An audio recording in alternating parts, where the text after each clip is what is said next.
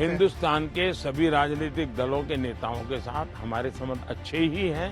तब मैंने रास्ता चुना कि मैं उड़ीसा के उज्जवल भविष्य के लिए अपने आप को खपा दूंगा।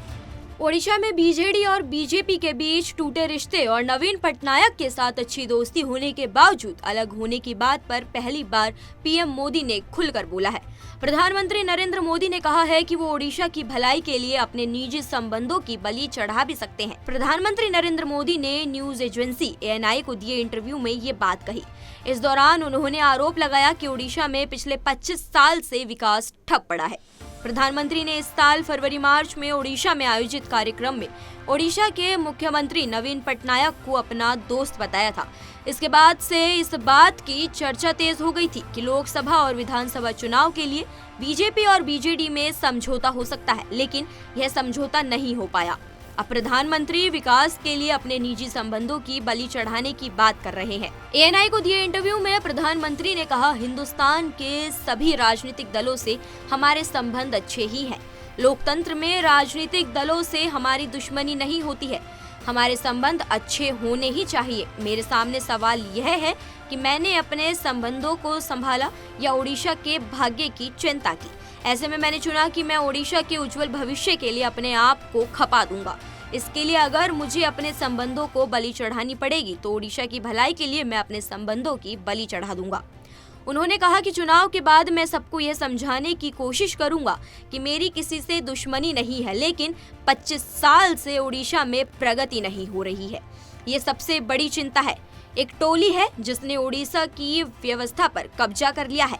ऐसा लगता है कि ओडिशा की पूरी व्यवस्था को बंधक बना लिया है। ऐसे में ये स्वाभाविक है कि ओडिशा जब इन बंधनों से बाहर आएगा तो ओडिशा खिलेगा। ये ओडिशा की अस्मिता का सवाल है। ओडिशा में लोकसभा की 21 संसदीय सीटों और विधानसभा की 147 सीटों के लिए चुनाव हो रहा है।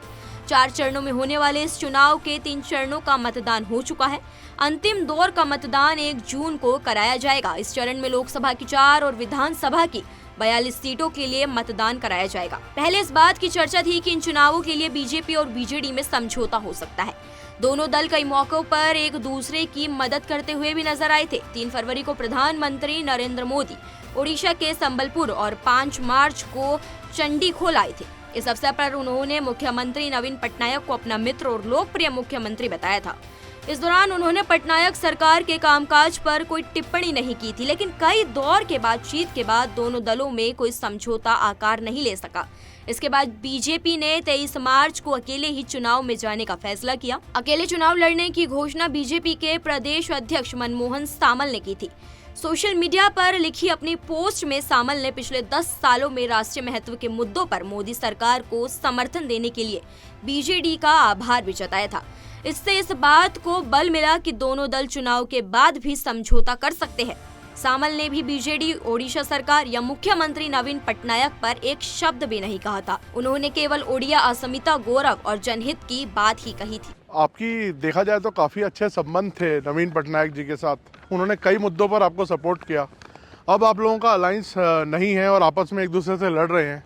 किस तरह से आप देखते हैं? हिंदुस्तान के सभी राजनीतिक दलों के नेताओं के साथ हमारे संबंध अच्छे ही हैं और लोकतंत्र में हमारी दुश्मनी नहीं होती है। संबंध अच्छे होने ही चाहिए। अब सवाल ये है कि मैं मेरे संबंधों को संभालूं कि उड़ीसा के भाग्य की चिंता करूं। तब मैंने रास्ता चुना कि मैं उड़ीसा के उज्जवल भविष्य के लिए अपने आप को खपा दूंगा। उसके लिए मेरे संबंधों को मुझे अगर बलि चढ़ाना पड़ेगा तो मैं उड़ीसा की भलाई के लिए बलि चढ़ाऊंगा और चुनाव के बाद मैं कन्विंस करूंगा हर एक को कि भाई मुझे किसी की दुश्मनी नहीं है।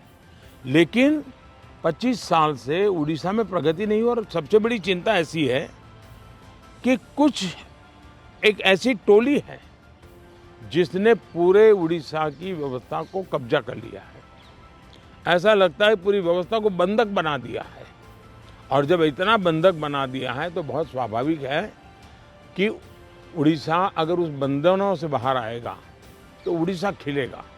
उड़ीसा की अस्मिता का सवाल है। इतने प्राकृतिक संसाधन है उड़ीसा के पास। एक समृद्ध राज्य के गरीब लोग देख करके दुख होता है।